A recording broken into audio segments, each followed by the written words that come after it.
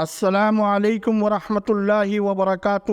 میں ہوں سراج الدین امجدی۔ ناظرین کرام، عالمی اور قومی سطح پر تیزی سے بدلتی ہوئی صورتحال سے علیحدہ رہ کر شعبہ صحت سمیت ہم اپنے کسی بھی شعبے کی سمت کا تعین نہیں کر سکتے ہیں۔ فلسطین میں مسلمانوں کی نسل کشی کا سفاکانہ عمل جاری ہے تو اسلام کے نام پر قائم ہونے والی ریاست پاکستان دہشت گردوں کے نشانے پر ہے۔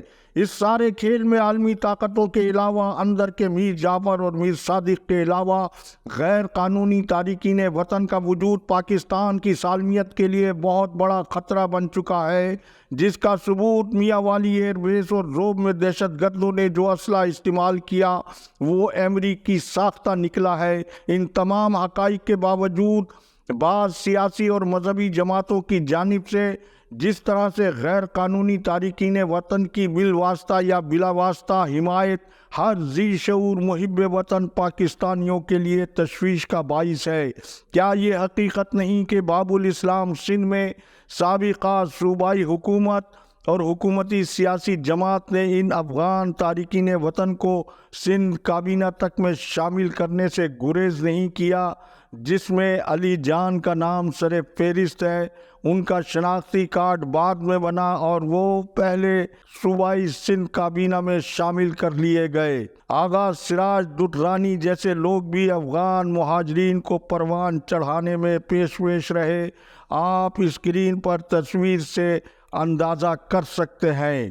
پھر سابقہ حکومت کے دور کی سندھ پولیس اس حساس قومی سلامتی کے معاملے پر روایتی رشوت خوری کے ذریعے جس طرح سے غیر قانونی تارکین وطن کو رہا کر رہی ہے، قومی سلامتی کے اداروں کو فوری نوٹس لینا چاہیے اور عوام کسی طوفان سے پہلے طوفان کے آگے بند باندھنے میں حکومتی کوششوں کو کامیاب بنانے کے لیے اپنا کردار ادا کریں۔ ہر روز پاک افواج کے جوان ان دہشت گردوں کا مقابلہ کرتے ہوئے مسلسل شہید ہو رہے ہیں۔ آپ یاد رکھیں کہ اگر ہمارا یہ وطن عزیز سلامت ہوگا تو سیاست بھی ہوگی اور حکومت بھی ہوگی، لیکن سیاسی جماعتوں کو حکومت کے لیے اپنے ملک کے عوام کی حمایت حاصل کرنا چاہیے، نہ کہ غیر قانونی تارکین وطن کو اپنے اقتدار کا زینہ بنانا چاہیے۔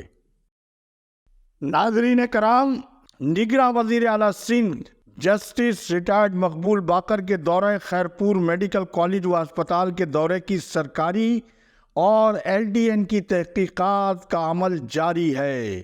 خیرپور سول اسپتال کے معطل کیے جانے والے MS ڈاکٹر عبدالقادر بھٹو نے اپنی معطلی کے بعد مسلسل کراچی میں ڈیرا لگایا ہوا ہے اور ان کی قربت سابق وزیر اعلیٰ سندھ سید قائم علی شاہ سے بتائی جاتی ہے، اور بتایا جا رہا ہے کہ ڈاکٹر عبدالقادر بھٹو سمیت بعض کچھ اور محکمہ صحت کے ڈاکٹرز خاموشی سے بیرون ملک پرواز کرنا چاہتے ہیں، جن میں سابق خلاف قانون DG ہیلتھ ڈاکٹر ارشاد میمن بھی سر فہرست بتائے جاتے ہیں۔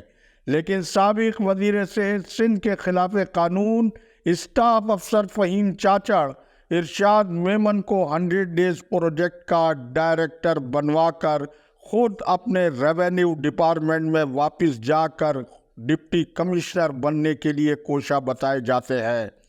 ایسا لگ رہا ہے کہ سندھ کے نگرانوں کو کوئی اور نگراں دیکھ رہا ہے، جبکہ محکمے سے سندھ میں ایسے افسر کا بھی انکشاف ہوا ہے جو فرضی مریضوں کی لوکل پرچیز پرچیوں کے ذریعے ماہانہ میک اپ کے سامان کے علاوہ قوت بہ کی دوائیں لاکھوں روپے کی لے رہا ہے۔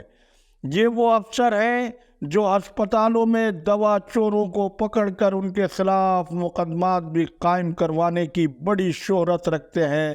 خود اب ان کے خلاف کیا ہونا چاہیے، یہ فیصلہ محکمہ صحت سندھ کے ارباب اختیار کو کرنا ہے۔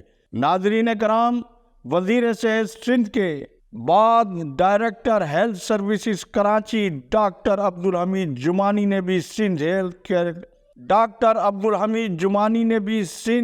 ہیلتھ کیئر کمشنر کی کارکردگی پر اپنے اعتماد کا اظہار کر دیا ہے اور کہا ہے کہ اسپتالوں کی رجسٹریشن کا عمل سست اور عطیت کے خلاف کارروائی نہ ہونے کے برابر ہے، جبکہ اس سے قبل نگراں وزیر صحت ڈاکٹر خالد نیاز نے بھی مذکورہ ادارے کے بارے میں اپنے تحفظات کا اظہار کر چکے ہیں۔ LDN کی تحقیقات کے مطابق حکومت سندھ کے فنڈ سے چلنے والا یہ ادارہ طبی لاقانونیت، غفلت اور عطیت کی بے قنی کے بجائے محکمہ صحت کے بااثر اور کرپٹ ڈاکٹروں کا ایک ایسا کلب بن چکا ہے جہاں ہسپتالوں کی رجسٹریشن طبی غفلت کے میڈیا میں آنے والے واقعات پر کارروائی کے بجائے رنگین سرگرمیوں میں مصروف عمل ہے، جہاں ایسی تقریبات منعقد ہوتی ہیں جہاں ہسپتالوں کی انتظامیہ کو لائسنس دینے کے بجائے ہسپتالوں کی رجسٹریشن میں رکاوٹ ڈالنے والوں کو شیلڈ دی جاتی ہے۔ یہ سب کچھ آپ ہماری اسکرین پر ملاحظہ کر سکتے ہیں۔ Chief commissioner Sindh health care commission کسی عریشہ نامی خاتون کو کسی طبی خدمات پر شیلڈ دے رہے ہیں، اس کی وضاحت تو وہ خود ڈاکٹر خالد شیخ کریں گے، لیکن کلفٹن کے مہنگے ترین ریسٹورنٹ میں کمیشن کے CEO، افسران اور ملازمین کے موج میلے کی تصاویر بھی آپ ہمارے اسکرین پر ملاحظہ کریں۔ اس پروگرام میں director health services Karachi doctor Abdulhameed Jamani کو مدعو نہیں کیا گیا۔ وہ کہیں اس لیے تو سندھ ہیلتھ کیئر کمیشن پر آگ بگولا نہیں ہوئے کیونکہ وہ ریٹائرمنٹ کے قریب ہونے کے باوجود نوجوان بھی ہیں اور رنگین مزاج بھی۔ جہاں خرچے ہوتے ہیں وہاں چرچے تو ہوتے ہیں۔ اس تقریب کا بل کس مت سے کس نے ادا کیا، سوال تو بڑا ہے۔ NICVD کے بعد انہی حرکتوں کی وجہ سے جناح پوسٹ گریجویٹ میڈیکل سینٹر میں بھی غریب مریضوں کے علاج کا نظام سکڑتا جا رہا ہے، لیکن محکمہ صحت کے حکام کے اثاثوں میں اضافہ تو جاری ہے۔ قومی اثاثے گروی عوام کا خون چوس کر کب تک ملک اور قوم کے ساتھ کرپشن کا یہ کھلواڑ جاری رہے گا؟ ناظرین کرام، مجھے ابھی بتایا گیا ہے کہ ڈاکٹر خالد شیخ سے شیلڈ لینے والی محترمہ ارشیلا حسین ہے اور ان کو خواتین کی خدمت کرنے پر یہ شیلڈ عطا کی گئی ہے۔ میں یہ یہاں پوچھنا چاہتا ہوں کہ ہیلتھ کیئر کمیشن مریضوں اور طبی اداروں کو قاعدے قانون کے مطابق چلانے کا ذمہ دار ہے یا خواتین کی خدمت کرنے والی خواتین کو سراہنے کا پروگرام ہے؟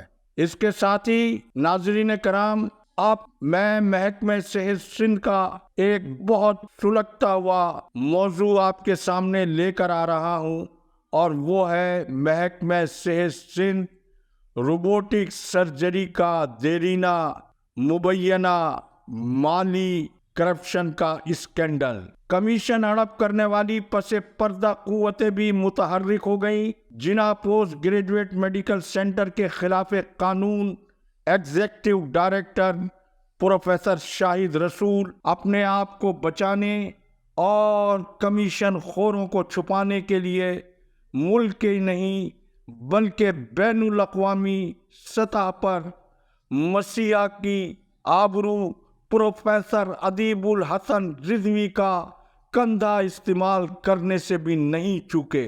وزیر صحت سندھ ڈاکٹر سعد خالد نیاز اس ڈرامے بازی اور نوسر بازی کی دو ٹوک انداز میں پہلے ہی مخالفت کر چکے ہیں۔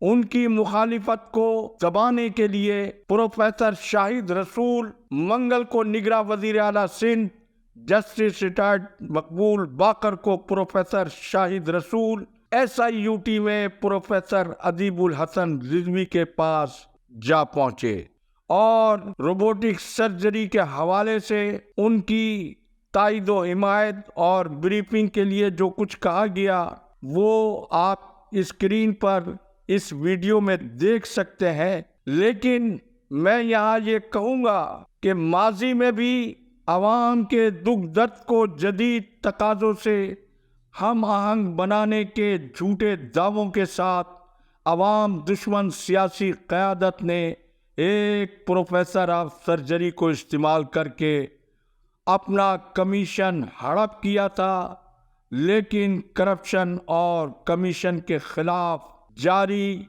Chief of army staff general Syed Asim Munir کے حکم پر جاری آپریشن میں پروفیسر شاہد رسول کی جانب سے وہ اس گھنونے فعل پر کہاں تک کامیاب ہو سکیں گے یا ناکام، لیکن میں یہاں پاکستان کے تمام طبی حلقوں کو یہ اپیل کروں گا کہ وہ اس موقع کے اوپر خاموش نہ رہیں، بلکہ جو صحیح صورتحال ہے اس کو واضح کریں، کیونکہ اگر طبی حلقے اس حوالے سے خاموش رہے تو پاکستان کے شعبہ طب و صحت کی یہ موت ہوگی۔ میں یہاں مزید گفتگو اپنے غم کے بوجھ کے باعث کرنے سے قاصر ہوں۔ میں اتنا کہوں گا کہ غریب مریضوں کے فنڈز لوٹنے والوں کو کیا مرنا نہیں ہے؟ مزید آپ یہ پوسٹ اسکرین پر ملاحظہ فرمائیں اور فیصلہ کریں۔ آج تک کے لیے اتنا ہی۔ اللہ حافظ۔ پاکستان زندہ باد۔ عوام و افواج پاکستان پائندہ باد۔